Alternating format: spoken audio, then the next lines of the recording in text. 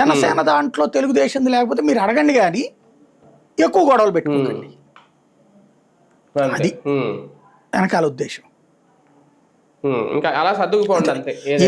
ఏం లేదండి, అవన్నీ మీరు ఎలా అయినా కొట్టుకు సావండిరా. ఎలక్షన్స్ టైంకి మాత్రం మేము ముగ్గురం కలిసి పోటీ చేయక తప్పదు. మనం గెలవాలంటే మీరందరూ ఆ టైంకి సర్దుకోండి. ఈ లోపు మీ సాగు మీరు చావండి.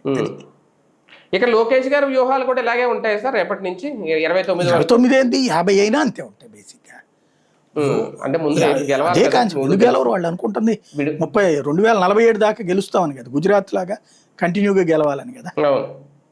అది అవును అవును రైట్. చూద్దాం. మొత్తానికి నారా లోకేష్ గారి భుజాల మీద భారంతో కూడిన బాధ్యతలు మొదలైపోయినాయి. ఆల్రెడీ ఇప్పటికే చేస్తున్నారు, కాకపోతే ఇక్కడ నుంచి అఫీషియల్గా చేయబోతున్నారు. కాకపోతే ఇక్కడ 3 పార్టీల మధ్య సమన్వయం అనేది అవసరం అనేది మరోసారి గట్టిగా పిలుపునిచ్చారు. మరి ఎంతవరకు అది సక్సెస్ అవుద్ది, సక్సెస్ చేస్తారు క్షేత్రస్థాయిలో వెచ్చు.